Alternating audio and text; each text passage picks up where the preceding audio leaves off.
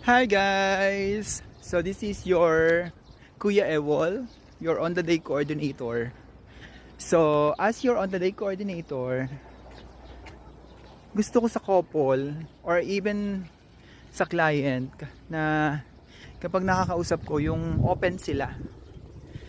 Not because chismoso ako or matanong ako, kasi mas parang alam mo yon, as your on the day coordinator, mas napipil ko kasing mas nagiging attach ako sa couple kapag nag-share sila ng mga information na makakatulong sa akin para makapag-serve ako sa kanila ng mas maayos.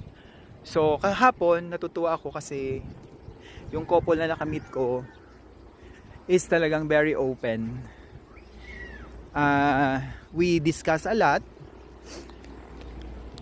At hindi lang sa wedding preparation nila, pati din sa mga personal information nila. So natutuwa ako. At kahapon, habang nag-uusap kami, when they share their personal infos as couple, kinikilig ako. Kasi grabe, I am really amazed of their stories.